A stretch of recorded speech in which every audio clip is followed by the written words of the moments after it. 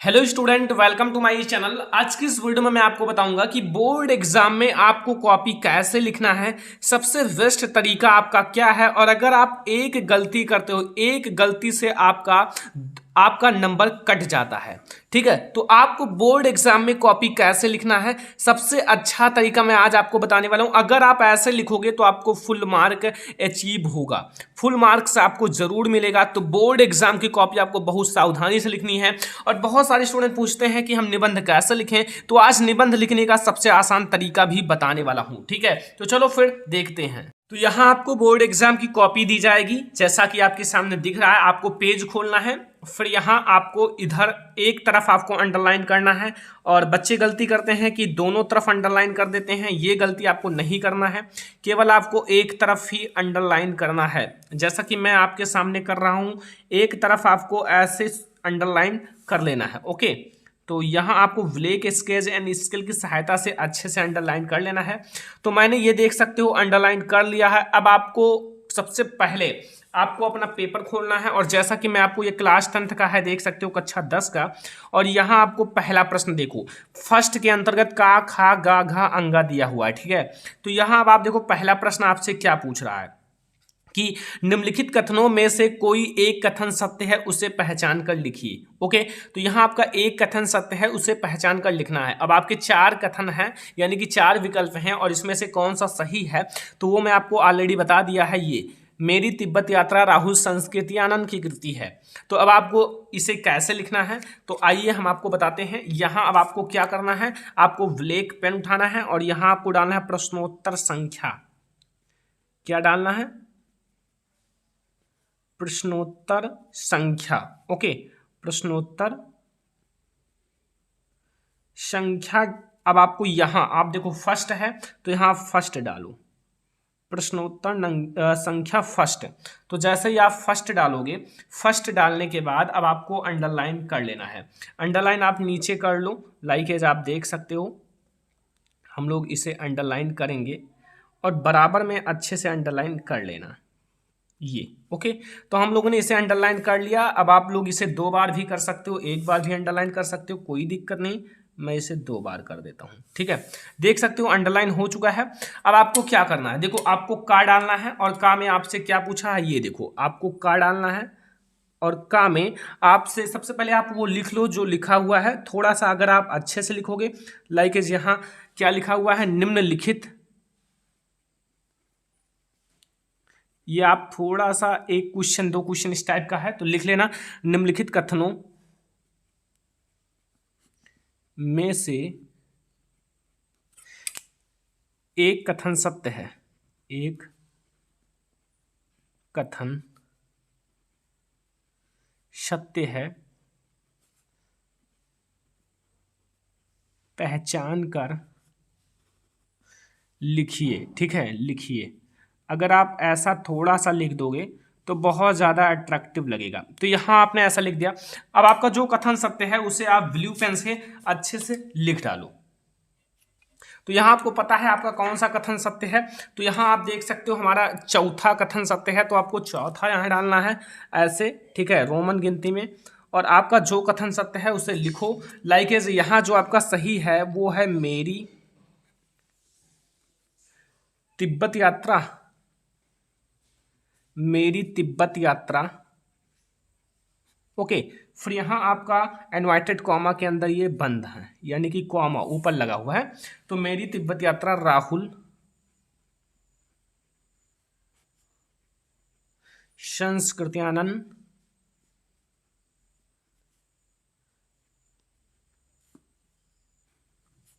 की कृति है, की कृति है। तो ये आपका सत्य है, तो यहाँ आप ऐसे सही लगा दो, तो आपको फुल मार्क एक दे दिया जाएगा। ठीक है, अगर आप इस तरह से लिखोगे कोई दिक्कत नहीं, आपको फुल मार्क दिया जाएगा। तो यहाँ आपको इस तरह से लिखना है, देख सकते हो बहुत ही अच्छा लगेगा।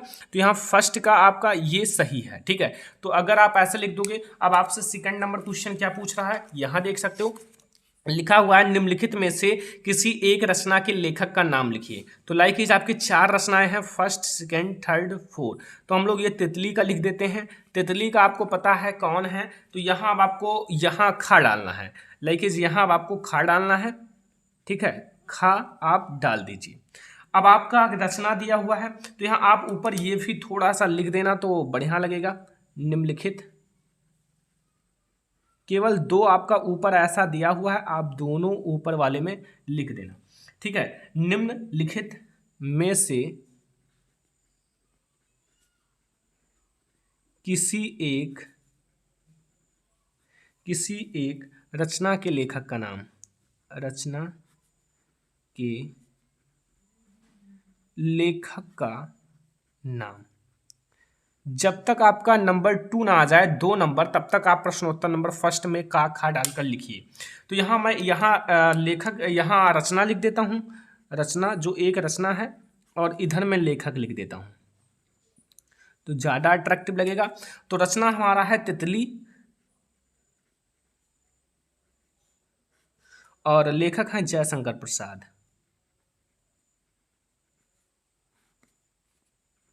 जयशंकर प्रसाद। तो यहाँ से अब आपको 1 नंबर और मिल जाएगा।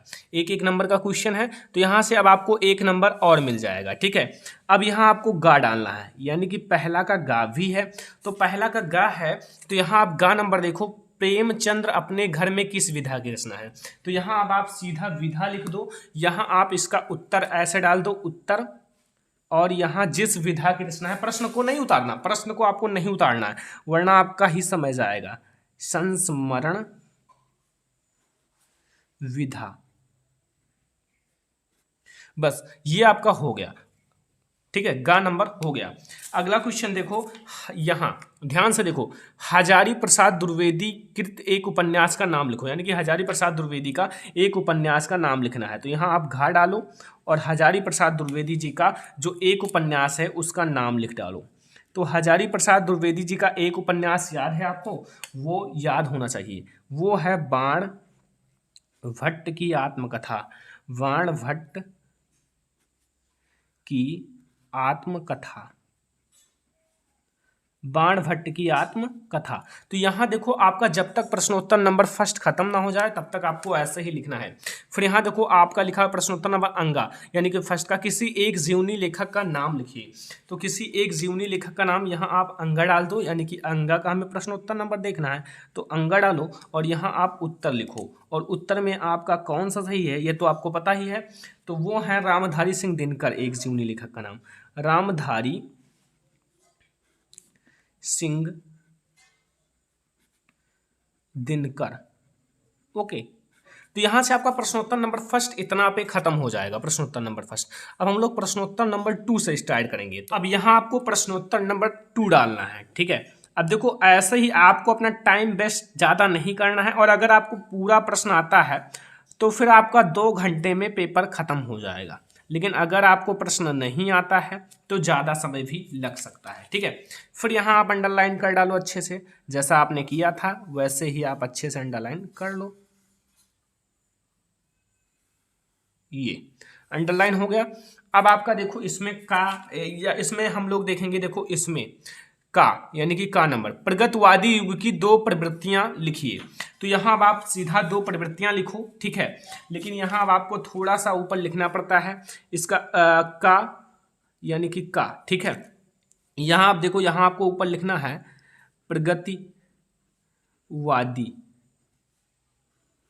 प्रगतवादी युग की 2 प्रमुख प्रवृत्तियां, यानी कि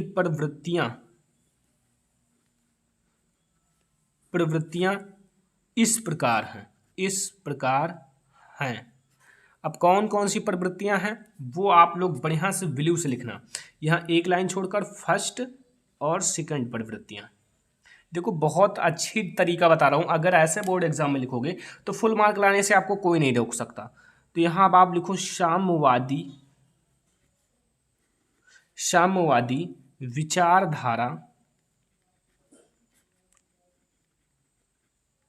विचारधारा से प्रभावित, यानी कि जो साम्यवादी विचारधारा है उससे प्रभावित। और दूसरा जो है आपका वो देखो, आपको हैंड राइटिंग यार थोड़ा सा सुधारना है, और पेन आपको ऐसा ले जाना है जो आपका चलता हो, यानी कि अच्छे से फुल्ली अच्छा पेन हो। के कल्याण, के कल्याण, मानव मात्र के कल्याण के लिए मानवतावादी दृष्टिकोण, यानी कि मानवतावादी दृष्टिकोण। तो ये हो गया दो। अगर आप ऐसा लिख दोगे तो कोई भी आपको नहीं रोक पाएगा फुल 2 मार्क लाने से, ठीक है। तो इस तरह से मैंने आपको बता दिया। अब ऐसा ही आप का, यानी कि फिर आप खा डाल लेना, खा फिर गा, ठीक है, ऐसे करके आप पूरा लिख लेना। अब बच्चों को दिक्कत यहाँ होती है कि निम्नलिखित गद्यांश में से किसी एक नीचे दिए गए उत्तर भी लिखना है, और इसका गद्यांश का देखो 3 प्रश्न लिखना है। इसका आपको गद्यांश का संदर्भ भी लिखना है, रेखांकित अंश की व्याख्या की भी करना, एक प्रश्न भी लिखना है। अब यहाँ देखो 2 रेखांकित अंश आ जाते हैं। फर्स्ट यहाँ से लेकर यहाँ तक आया, फिर सेकंड यहाँ से लेकर यहाँ तक आया। तो बच्चे यही गलती कर देते हैं, एक में लिख देते हैं इसका व्याख्या। नहीं, आपको 2 बार करना है, फर्स्ट रेखांकित अंश की व्याख्या और सेकंड रेखांकित अंश की व्याख्या। अभी मैं आपको बताता हूं कैसे। ओके, तो सबसे पहले हम लोग सीखेंगे संदर्भ। सबसे पहले आपको संदर्भ हेडिंग डालना है, संदर्भ। तो यहां अब आप देखो, ये आपका कौन सा प्रश्न उत्तर है ना। सबसे पहले आप ये देखो, ठीक है, कौन सा प्रश्न उत्तर है, ठीक है, ये सबसे पहले आपको देखना है। तो ये है प्रश्नोत्तर नंबर 3, ये देख सकते हो प्रश्नोत्तर नंबर 3 है हमारा, और इसमें का है, ठीक है। तो यहाँ अब आपका एक ही करना है, अथवा लगा हुआ, इसे करो या फिर इसे करो। तो यहाँ आप सीधा लिख दो ऊपर प्रश्नोत्तर नंबर, या फिर प्रश्नोत्तर संख्या, कुछ भी लिख सकते हो, प्रश्नोत्तर संख्या 3, और इसमें का ही है तो का आप लिख दो, ठीक है। अब यहाँ आप भाई अंडरलाइन अच्छे से कर लेना, अंडरलाइन आप स्किल की सहायता से बढ़िया से कर लेना, ठीक है। तो यहाँ देखो, अब आप जितना अच्छा अपना एग्जामिनर के सामने अपना इंप्रेशन व्यक्त करोगे कि हमने अच्छा लिखा है, हर का अच्छा प्रश्न का उत्तर लिखा है, तो फिर आपको अच्छा मार्क देगा एग्जामिनर। तो यहाँ अब आपको ऐसे करना है, फिर यहाँ आपको संदर्भ हेडिंग डालना है, ठीक है। संदर्भ का आपका 2 मार्क मिलेगा, और मेन फोकस एग्जामिनर का संदर्भ पर ही होता है। संदर्भ अगर आप अच्छे से लिख दोगे तो आपको फुल मार्क मिलेगा। तो संदर्भ आप कैसे लिखोगे, ये अब आप लोग पहले ये देखो किस पाठ से लिया गया है, इसके लेखक कौन है। तो ये आपका जानते ही हो किस पाठ से लिया गया है, ममता पाठ से लिया गया है, इसके लेखक जयशंकर प्रसाद जी हैं। तो अब हम लोग इसका संदर्भ कैसे लिखेंगे, आइए हम लोग सीखते हैं, और बहुत अच्छे से आपको संदर्भ लिखना बताऊंगा। जैसा अगर मैं बताऊंगा वैसा लिखोगे तो आपको फुल मार्क जरूर मिलेगा। तो यहाँ अब आपको सबसे पहले लिखना है प्रस्तुत, प्रस्तुत, और ये आपका गद्य अवतरण, यानी कि गद्य अवतरण लिख दो, कोई दिक्कत नहीं, जैसा मैं लिख रहा हूं। गद्य अवतरण हमारी पाठ्य पुस्तक, हमारी पाठ्य पुस्तक। अब देखो यहाँ अब आपका मेन चीज आ गया हिंदी। तो ये कॉमा, इनवर्टेड कॉमा लिखना है, यानी कि कॉमा आपको ऊपर लगा देना है, इनवर्टेड कॉमा जिसे कहते हैं हिंदी, ठीक है। के, अब यहाँ आप इसे ब्लैक से मत लिखना, गद्य खंड, या फिर आप लिख भी सकते हो, कोई दिक्कत नहीं। गद्य खंड मैंने लिखा है, ठीक है, गद्य खंड। ओके, इतना लिखने के बाद में संकलित।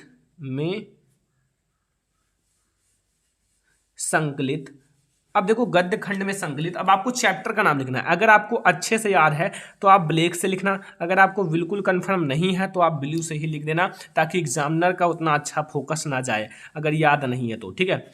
ममता नामक कहानी से उद्धृत है, ठीक है, उद्धृत है। और इसके लेखक जो हैं, इसके लेखक कौन है, लेखक कौन है, श्री जयशंकर प्रसाद जी हैं, श्री जयशंकर। इसे भी आपको ब्लैक से ही लिखना है, प्रसाद, श्री जयशंकर प्रसाद जी हैं। देख लो कितना अट्रैक्टिव लग रहा है ब्लैक एंड ब्लू का कॉम्बिनेशन। तो इस तरह से अगर आप लिखोगे तो फिर आपको फुल मार्क मिलेगा। अब भैया रेखांकित अंश 2 बार हैं, यहाँ अब आप लोग देख सकते हो। हमें सबसे पहले देखो क्या करना है, यहाँ से हे भगवान तब के लिए विपद के लिए इतना आयोजन, परम पिता की इच्छा के विरुद्ध इतना साहस, तो इतना का हमें पहले कर देना है। फिर हमें नीचे करना है, फेर दीजिए पिताजी मैं कांप रही हूँ, इसकी चमक आंखों को अंधा बना रही है। तो इसका हम सबसे पहले लिखेंगे प्राथमिक रेखांकित अंश की व्याख्या। तो इसमें लेखक जयशंकर प्रसाद जी का कहना है कि जब ममता ने सोने के आभूषणों से भरा हुआ थाल देखा तब वह हत प्रभास हो गई और वह आश्चर्य प्रकट करती हुई अपने पिता से कहती हैं कि आप विपत्ति के लिए इतना धन का संग्रह क्यों कर रहे हो, यह भगवान की इच्छा के विरुद्ध है। फिर आपको द्वितीय रेखांकित अंश की व्याख्या करना है। यहाँ लिखना है थाल में रखे हुए स्वर्ण के सिक्के जो ममता के पिता ने शेरशाह से उत्करोच यानी कि घूस के रूप में स्वीकार किए थे और उनकी चमक ममता की आंखों को अंधा बना रही हैं। ठीक है, ममता का मानना था कि विधर्मियों से लिया गया घूस का धन विपत्ति का साधक है। ओके, तो यहाँ अब आपको समझ में आ गया। इस प्रकार से आपको लिखना है इसका पूरा व्याख्या। ओके, अब आपको देखो यहाँ एक प्रश्न आपसे पूछ रहा है। प्रश्न में क्या पूछ रहा है, अपने पिता का कौन सा कृत्य ममता को परमपिता के इच्छा के विरुद्ध लगा। तो यहाँ आपको मैंने उत्तर भी लिख दिया है अच्छे से। देखो बहुत अच्छा से लिखा है, अगर ऐसे लिखोगे तो फिर आपको फुल मार्क कोई नहीं रोक पाएगा। अपने पिता के द्वारा शेरशाह से उत्करोच के रूप में लिए गए स्वर्ण के सिक्के जो है ममता को परमपिता की इच्छा के विरुद्ध लगा। अब ये इतना चीज तो हो गया। अब आप लोग ऐसे प्रश्नोत्तर नंबर 4 डालकर, यहाँ प्रश्नोत्तर नंबर 4 डालकर आप ऐसे लिख सकते हो, प्रश्नोत्तर नंबर 4। अब बच्चे गलती क्या करते हैं भैया, सबसे बड़ी गलती करते हैं कि यहाँ इस निबंध में 6 मार्क का सीधा होता है, 6 मार्क का और 1% का होता है। अब यहाँ आपके 1 2 3 4 5 निबंध आएंगे और 1 पर आपको लिखना है। तो मैं आपको सही लिखने का तरीका प्रदूषण की समस्या तथा समाधान पर बता रहा हूँ, सबसे सही लिखने का सटीक तरीका। तो सबसे पहले आपको जो आपका प्रश्नोत्तर संख्या है उसे डाल दो। लाइक यहाँ प्रश्नोत्तर संख्या 11 है, तो यहाँ आपको प्रश्नोत्तर संख्या 11 डाल देना है। ठीक है, प्रश्नोत्तर संख्या 11 तो मैंने डाल दिया। अब यहाँ देखो प्रदूषण की समस्या तथा समाधान। सबसे पहले आपको सुंदर से आपको लिखना है रूपरेखा। रूपरेखा में आपको जो जो चीजें लिखनी है, लाइक हमें प्रस्तावना लिखना है, प्रदूषण का अर्थ लिखना है, प्रदूषण के प्रकार लिखना है, समस्या का समाधान और उपसंहार। तो यहाँ हमें सबसे पहले प्रस्तावना, हैंड राइटिंग देख सकते हो मैंने बहुत अच्छे से लिखा है, काफी मेहनत किया है। तो इस बात पर वीडियो को लाइक कर देना, आपसे रिक्वेस्ट है चैनल को भी सब्सक्राइब कर लेना। मैं आपको सब कुछ पढ़ाने वाला हूं, ठीक है, कई सारे टिप्स भी बताऊंगा। देखो आजकल प्रदूषण की समस्या बहुत ज़्यादा बढ़ रही है और इस समय हमारे समक्ष सबसे बड़ी चुनौती पर्यावरण को बचाने का है। और क्योंकि पानी, हवा, जंगल, मिट्टी आदि सब कुछ प्रदूषित हो चुका है, यदि हमने इस असंतुलन को दूर नहीं किया तो मानव जीवन बाध्य हो जाएगा और पता नहीं तब मानव जीवन होगा या नहीं। तो प्रस्तावना में आपको इतना लिखना है, नोट कर लो जितना आपको लिखना है। अगर ऐसे बोर्ड एग्जाम में लिख दोगे तो आपको फुल मार्क मिल जाएगा। फिर प्रदूषण का अर्थ क्या है, देखो बढ़ती हुई जनसंख्या पर्यावरण के संतुलन को बिगाड़ कर दूषित कर देते हैं और यह गंदा वातावरण जीवधारियों के लिए हानिकारक है और इस प्रकार वातावरण को प्रदूषित करने को प्रदूषण कहते हैं। और जनसंख्या की असाधारण वृद्धि और औद्योगिक प्रगति ने प्रदूषण की समस्या को जन्म दिया, इससे मानव को संकट उत्पन्न हो सकता है। यहाँ प्रदूषण के प्रकार, आज के वातावरण में प्रदूषण इन रूपों में दिखाई देता है। चलो अगले पेज से देखते। नंबर फर्स्ट देखो, यहाँ वायु प्रदूषण। वायु प्रदूषण यानी कि वायु जीवन का अनिवार्य स्रोत है, बहुत ज़्यादा अनिवार्य है और प्रत्येक प्राणी को स्वस्थ रूप से जीने के लिए शुद्ध वायु अर्थात ऑक्सीजन की आवश्यकता होती है।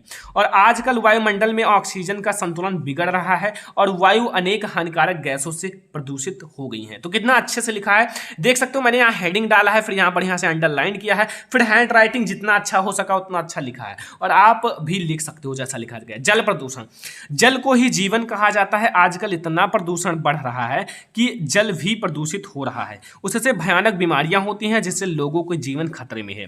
ध्वनि प्रदूषण, या देखो ध्वनि प्रदूषण भी आजकल की नई समस्या है। मोटर कार, ट्रैक्टर, जेट, विमान, कारखाना आदि से ध्वनि प्रदूषण हो रहा है। यहाँ देखो रासायनिक प्रदूषण, द्रव्यों के अलावा रोगनाशक, कीटनाशक दवा से और रासायनिक खादों से स्वास्थ्य पर प्रदूषित प्रभाव पड़ रहा है। तो इतना आपको लिखने के बाद अब आगे क्या करना, आगे जो भी समस्या का समाधान है वो हमारा है।